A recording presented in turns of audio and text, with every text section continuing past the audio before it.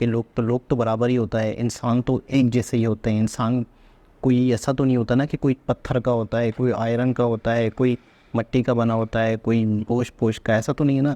सभी इंसानों को तकलीफ़ होती है, सभी के रिश्तेदार होते हैं, सभी के माँ बाप होते हैं, सभी के बच्चे होते हैं, उनको भी उतनी ही तकलीफ़ होगी जो जिसके अपने बिछड़ते हैं इसराइल की तरफ, तो फ़लस्तीन की तरफ भी जो अपने माँ बाप को अपने खोएंगे, अपने बच्चों को खोएंगे अपने। अस्सलाम वालेकुम, नमस्ते, सत श्री अकाल। उम्मीद करता हूँ ठीक होंगे, खुश होंगे दोस्तों। जा रहे हैं, खुश रहें, माँ बाप का ख्याल करें, क्योंकि माँ बाप है तो सभी कुछ है। दोस्तों आज की हमारी वीडियो का टाइटल टोटल हिंदी में है, चैनल का नाम इन्फोटेक। तो चलते हैं हम वीडियो की तरफ। पता नहीं ये न्यूज़ कितनी सच है या फिर एक अफवाह, लेकिन ये खबर इजरायली न्यूज़ एजेंसी में काफ़ी वायरल है। क्योंकि अगर इस खबर के मुताबिक भारत ने अपना हथियार बेच दिया तो सच में अनर्थ हो जाएगा।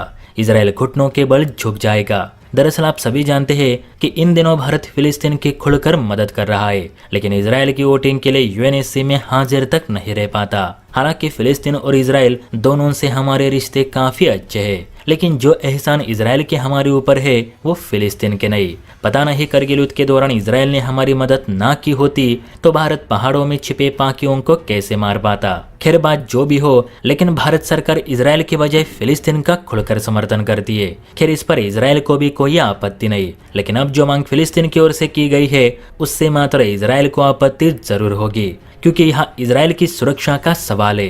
कुछ रिपोर्ट्स में कहा जा रहा है फिलिस्तीनी अधिकारी भारत से लैंड अटैक क्रूज मिसाइल्स की मांग कर रहे हैं, वो मिसाइल जिसे रोकने में आयरन डोम भी फेल हो जाता है। जी हाँ दोस्तों, बात ब्रह्मोस की ही कर रहा हूँ।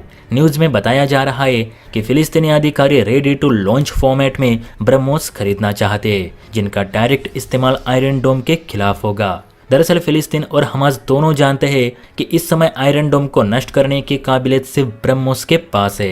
वैसे इजराइल ने आयरन डोम को क्रूज मिसाइल्स नष्ट करने के मकसद से भी डिजाइन कर रखा है, लेकिन ब्रह्मोस की जबरदस्त मनोवेरेबिलिटी और सोनिक स्पीड को आयरन डोम भाप नहीं पाएगा। ये स्मोकलेस मिसाइल होने की वजह से इजराइल के लेजर वेपन्स भी इसे डिटेक्ट नहीं कर पाएंगे। और अगर गाजा पट्टी से ब्रह्मोस को इजराइल पे फायर की जाती है तो ये मिनट भर में इजराइल के किसी भी शहर में धमाका कर देगी।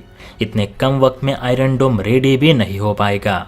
ब्रह्मोस की इसी खूबी को देखते हुए 2020 में इजिप्ट ने भी भारत से ब्रह्मोस की मांग की थी ताकि आयरन डोम को उड़ाया जा सके। हालांकि तब इजराइल के अनुरोध पर भारत ने ब्रह्मोस इजिप्ट को नहीं दी, पर फिलिस्तीन ये आस लगा कर बैठा है कि जिस तरह से भारत ने 3 कार्गो प्लेन भरकर मानवीय सहायता गाजा पट्टी में पहुंचाई, उसी तरह भारत वेपन सप्लाई भी फिलिस्तीन को जरूर मुहैया करेगा। हालांकि इस पर कोई भी टिप्पणी या बयान भारत सरकार ने जारी नहीं किया, ना ही ये बताया कि भारत कोई हथियार फिलिस्तीन को मुहैया करने वाला है। देखा जाए तो बीते दिनों इजरायल के कई सारे दुश्मन देशों ने भारत से ब्रह्मोस की मांग की है और आज भी कर रहे हैं, क्योंकि उन्हें कुछ भी करके इजरायल का सुरक्षा कवच यानी आयरन डोम को नष्ट करना है।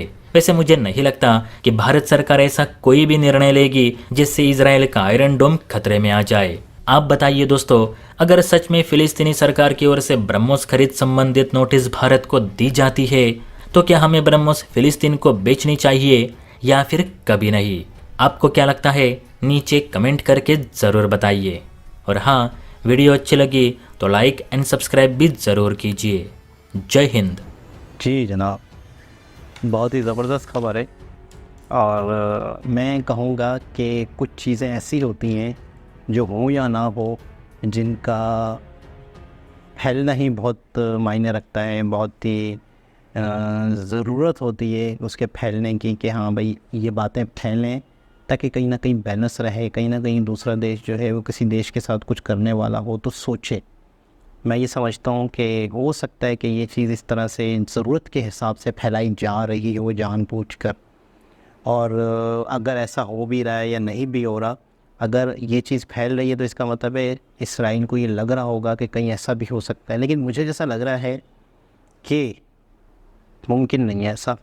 और इतना ख़तरनाक सिस्टम जो है, देखिए डिफेंस सिस्टम की जहाँ तक बात होती है और किसी को बेचने की बात होती तो वो तो इंडिया अगर देता तो समझ में आता है, लेकिन किसी का डिफेंस सिस्टम तोड़कर वहाँ पर जाके नुकसान करना, ये शायद मैं समझता हूँ कि इंडिया जो है वो नहीं करेगा, या इस तरह की चीज़ जो है वो इसराइल को और फ़लस्तीन को सप्लाई नहीं करेगा, जो कि मज़ीद वहाँ पे तबाही हो, मज़ीद वहाँ पे नुकसान हो। देखें, जंग में यहाँ के लोग या वहाँ के लोग तो बराबर ही होता है, इंसान तो एक जैसे ही होते हैं। इंसान कोई ऐसा तो नहीं होता ना कि कोई पत्थर का होता है, कोई आयरन का होता है, कोई मिट्टी का बना होता है, कोई गोश्त का, ऐसा तो नहीं है ना।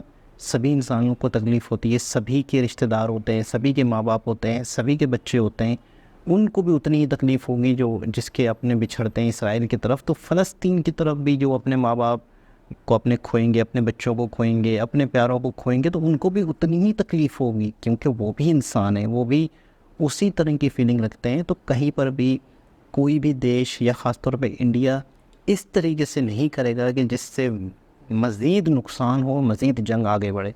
क्योंकि सुनने में आ रहा है कि यूक्रेन वाली जंग या इसराइल वाली जंग की वजह से मामलात दुनिया के बिगड़ रहे हैं, दुनिया की इकनॉमी में फ़र्क पड़ रहा है। बेशक हम समझते हैं कि वहाँ जंग हो रही है तो हमें इससे क्या फ़र्क पड़ता है, फ़र्क पड़ता है, फ़र्क हर किसी को पड़ता है। लेकिन हमें क्या है, हमें इनडायरेक्टली, डायरेक्ट फ़र्क नहीं पड़ता, इनडायरेक्टली फ़र्क पड़ता है। हमें इस चीज़ को महसूस करना चाहिए, इस चीज़ को समझना चाहिए। तो इन फ्यूचर देखते हैं ये कहाँ तक कहानी जाती है।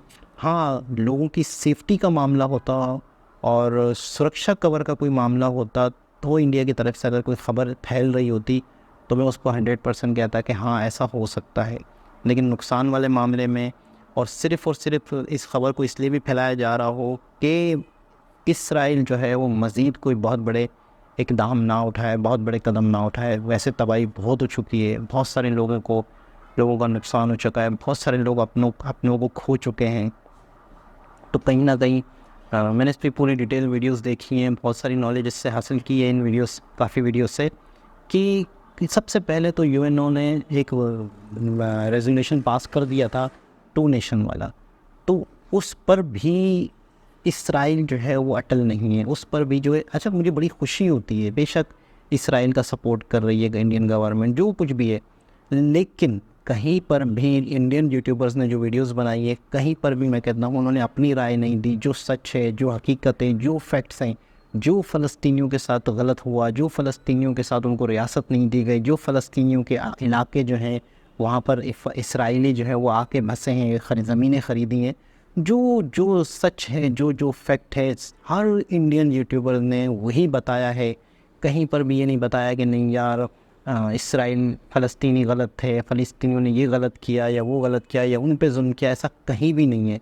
मुझे बड़ी खुशी होती है, बड़ा अच्छा लगता है। और जितने भी यूट्यूबर्स हैं या जितने भी वीडियोस बनाने वाले हैं वो सच पे बात कर रहे होते हैं, हक़ पे बात कर रहे होते हैं, जो फैक्ट गुजरे हैं। लेकिन अभी जो करंट सिचुएशन के हमास का जो एकदम बहुत बड़ा हमला हुआ, उसको लेके बहुत सारे विरोध कर रहे हैं, बहुत सारे उसकी निंदा कर रहे हैं कि यहाँ पर ये गलती हुई है कि एक सब कुछ पुरअमन चल रहा था, तो एक तरह से ये फर्स्ट अटैक करके गलती की है, लोगों को नुकसान पहुँचाया है, फिर उसका रिएक्शन भी आना था फ़लस्तीन इसराइल की तरफ से। तो आज इस वजह से लोग परेशान हैं वहाँ के। तो आने वाले वक्त उम्मीद की जा सकती है कि हालात बेहतर हो, लोगों की ज़िंदगियों में अमन आए, लोगों के हालात बेहतर हो, लोगों की इज़्ज़त, लोगों की जान, लोगों की माल हिफाजत रहे। दोबारा किसी और वीडियो के साथ आपसे मुलाकात होगी, जब तक के लिए अल्लाह हाफ़िज़।